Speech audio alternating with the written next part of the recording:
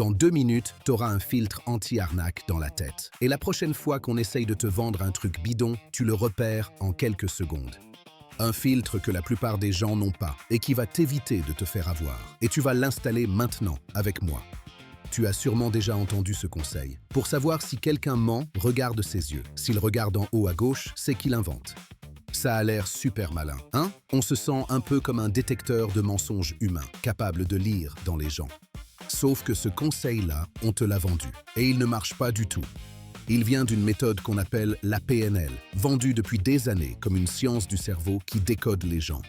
L'idée, c'est que ta façon de bouger les yeux trahirait tes pensées. En haut à droite, tu inventes. Ailleurs, tu te souviens. Tout un système.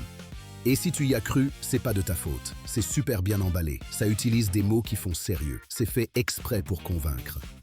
Alors, la vraie question, c'est est-ce que quelqu'un a pris la peine de vérifier? Est-ce que le regard trahit le mensonge, oui ou non? Et oui, des chercheurs ont fini par le mesurer pour de bon. Ils ont filmé des centaines de personnes en train de dire la vérité, puis de mentir.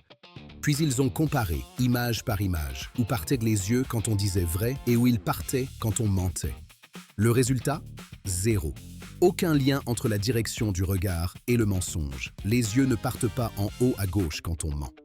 C'est l'étude de Wiseman et ses collègues, publiée en 2012. Du concret, pas un post Instagram. Et ce n'est pas un accident isolé. Quand on passe la PNL au crible, encore et encore, ça ne tient pas. C'est classé comme pseudoscience. Attention, je dis pas que tout aide ou tout coaching est bidon. Plein de méthodes marchent vraiment. Le souci, c'est celles qui se déguisent en science sans en être. Et c'est là qu'est ton vrai pouvoir. Pas un détecteur de mensonges magique. Une seule question, toute simple. À chaque fois qu'on te vend un truc qui sonne trop beau, tu demandes « Où est l'étude ?» C'est tout. Ça filtre l'énorme majorité du bidon.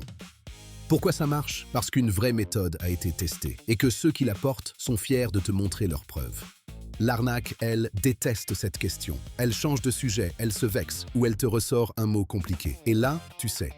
Alors on s'entraîne maintenant. Repense à un truc qu'on t'a vendu un jour, une astuce, une technique miracle, un secret. Et pose-toi la question, là, à voix haute, où est l'étude? Sens comme ça, remets tout de suite les pendules à l'heure.